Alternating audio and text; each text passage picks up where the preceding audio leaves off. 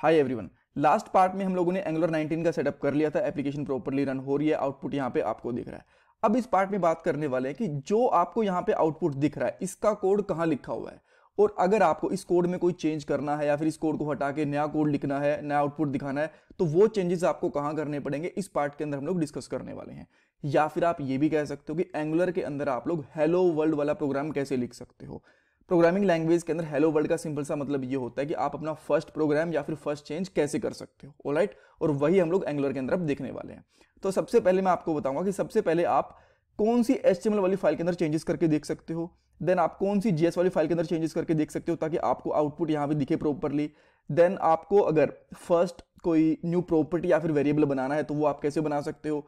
आप यहाँ पे बोलोगे प्रॉपर्टी या फिर वेरिएबल, इन दोनों के बीच में डिफरेंस क्या होता है, और मैंने यहाँ पे प्रॉपर्टीज क्यों मेंशन करा वेरिएबल की जगह पे, इसके बारे में मैं आपको बताऊंगा। और लास्ट में कुछ इंपॉर्टेंट इंटरव्यू क्वेश्चंस भी डिस्कस करने वाले हैं। ऑलराइट, अब कोड पे चलते हैं। जब हम लोगों ने लास्ट पार्ट के अंदर एंगुलर का सेटअप करा था तो ये वाला फोल्डर स्ट्रक्चर था।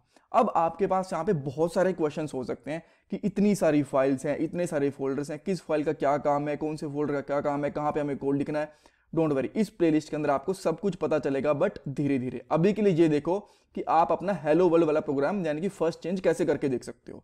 तो सबसे पहले आपको जाना पड़ेगा SRC वाले फोल्डर के अंदर। यहाँ पे आपको एक और फोल्डर मिलेगा ऐप वाला, और जब ये ऐप वाला फोल्डर ओपन करोगे ना तो आपको यहाँ पे कुछ फाइल्स दिखेंगे। इनके बीच में एक चीज दिख रही होगी, आप यहाँ पे आपको कंपोनेंट हर जगह पे दिख रहा होगा, कंपोनेंट कंपोनेंट कंपोनेंट, और इसके लास्ट में .css .html .spec .ts इस तरीके की एक्सटेंशन दिख रही होंगी।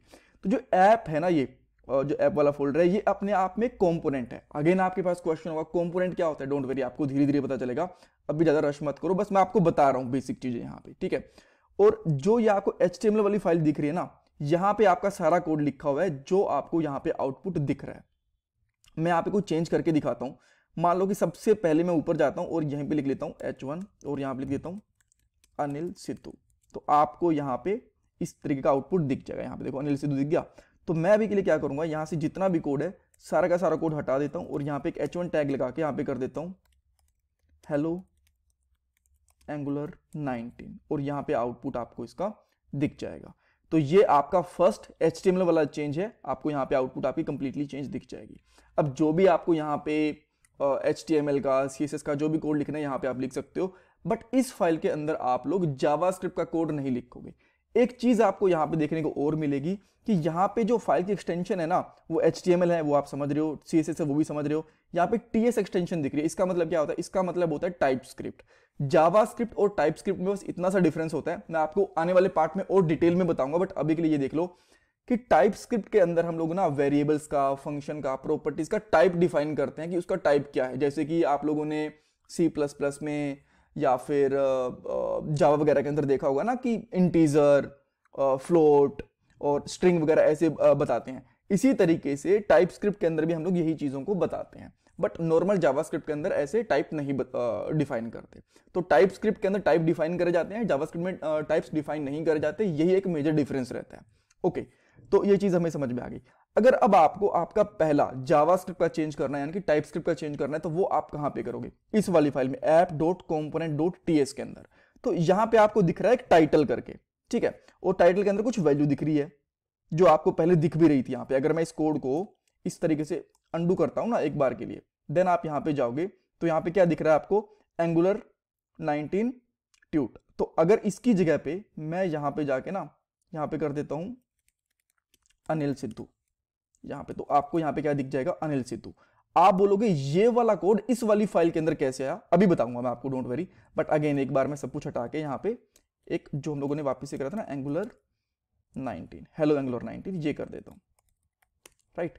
तो ये यहाँ पे कैसे पहुंचा, जो भी हम लोग इस ऐप कंपोनेंट के अंदर जो भी प्रॉपर्टीज बनाएंगे, इनको प्रॉपर्टीज बोलते हैं, वेरिएबल नहीं बोलते। अब ऐसा क्यों, अभी मैं आपको बताऊंगा, बट एक बार के लिए समझ लो जो मैं आपको बता रहा हूं। जो भी आप यहाँ पे लिखोगे, यहाँ पे आके सिंपली आपको डबल करली ब्रेसिस में इस तरीके से लिखना है, और देन जो भी आपका ये प्रॉपर्टी इसका नाम, जैसे कि टाइटल है तो मैं यहाँ पे लिख दूंगा टाइटल, और जब आप यहाँ पे चेक करोगे तो आपको यहाँ पे दिख गया अनिल सिद्धू।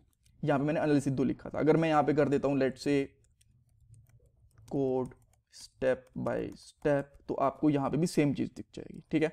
इसको आप चाहो तो एक H1 टैग H2 टैग में भी ले सकते हो, जैसे मैं इसको H2 टैग में ले लेता हूँ, देन डबल करली ब्रेसेस लूंगा और यहाँ पे लिख दूंगा टाइटल तो आपको यहाँ पे इस तरीके से टाइटल दिख चुका है। ठीक है, तो जो भी आप यहाँ पे प्रॉपर्टी लोगे आप इसको इन डबल करली ब्रेसेस में लगा के यहाँ पे यूज कर सकते हो।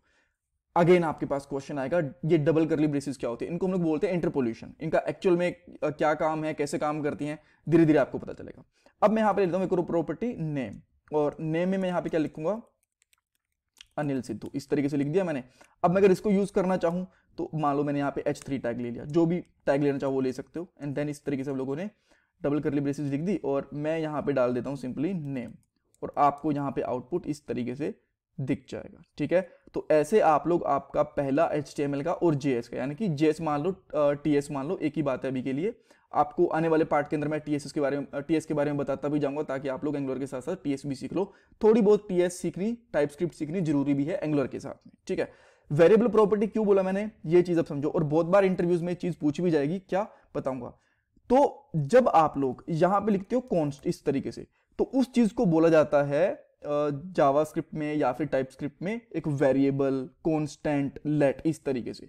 बट अगर आप लोग एक क्लास के अंदर हो ना, जैसे आप लोगों ने क्लास बना रखी है, तो आप लोगों को कभी भी इस तरीके से वेरिएबल वगैरह डिफाइन नहीं करनी चाहिए। ना आप यहाँ पे वेर ले सकते हो, ना ही लेट, ना ही आप इस तरीके से कांस्टेंट ले सकते हो। ठीक है, ये चीजें नहीं ले सकते। डायरेक्टली जब ऐसी चीजें बनाते हो तो इन चीजों को बोला जाता है प्रॉपर्टीज, क्लास की प्रॉपर्टीज। ठीक है, तो अगर आपको यहाँ पे आउटपुट डिक्लेयर करनी है, यहाँ पे आउटपुट दिखानी है, तो सिंपल सी बात है, यहाँ पे आपको प्रॉपर्टीज लेनी पड़ेंगी, वेरिएबल्स आपके काम नहीं करेंगे क्लास के अंदर। ओके, ठीक है। तो अब इंटरव्यू क्वेश्चन क्या था, ये चीज आपको पता चल गई कि मैंने यहाँ पे क्यों लिखा था वेरिएबल और प्रॉपर्टीज, बिकॉज अगर मैं डायरेक्टली प्रॉपर्टीज लिखता तो आप बोलते प्रॉपर्टीज क्या होते, तो आपको अब समझ में आ गया कि वेरिएबल के अंदर भी कोई वैल्यू स्टोर हो सकती है, प्रॉपर्टीज के अंदर भी कोई वैल्यू स्टोर हो सकती है, जैसे हम लोग करते हैं। बट क्लास के अंदर प्रॉपर्टीज बनती हैं, क्लास के बाहर हमारे वेरिएबल्स बनते हैं। ठीक है, ओके। इंटरव्यू क्वेश्चन क्या पूछ सकते हैं कि जब भी हम लोग क्लास लेते हैं तो क्या क्लास के अंदर कभी भी हम लोग वेरिएबल कांस्टेंट नहीं ले सकते। इसका आंसर है ले सकते हैं। अगर आपके पास यहां पे कोई फंक्शन है, जैसे कि मैं यहां पे कर लेता हूं हेलो, इस तरीके से मैंने एक फंक्शन बना लिया। ठीक है, इस तरीके से मैंने एक फंक्शन बनाया, इसके अंदर लेट x इक्वल टू 20, इस तरीके से ले सकता हूं। ठीक है, बट डायरेक्टली एक फंक्शन के अंदर मैं इस तरीके से वेरिएबल कांस्टेंट की चीजें ले सकता हूं, बट डायरेक्टली क्लास में नहीं ले सकता। ये चीज आपको ध्यान रखनी है। आई होप आपको पता चल गया होगा कि कैसे हमारा फर्स्ट चेंज कर सकते हैं, और आने वाले टाइम के अंदर हम लोग धीरे धीरे एक एक करके सारी की सारी चीजों को सीख लेंगे। अगर आपको अभी भी थोड़ी बहुत कंफ्यूजन हो रही है तो भी टेंशन लेने की जरूरत नहीं है, आगे आने वाले टाइम में मैं डिटेल में डिस्कस करूंगा एक एक चीज को। एंड प्लीज वीडियो को लाइक करना, चैनल को सब्सक्राइब, कमेंट सेक्शन में फीडबैक देना। ये मेरा जीपे और पेटीएम का डोनेशन नंबर है, अगर आप लोग डोनेशन करना चाहते हो तो। और इस एंगुलर 19 की पूरी प्लेलिस्ट का लिंक आपको डिस्क्रिप्शन बॉक्स में मिल जाएगा। Thanks guys.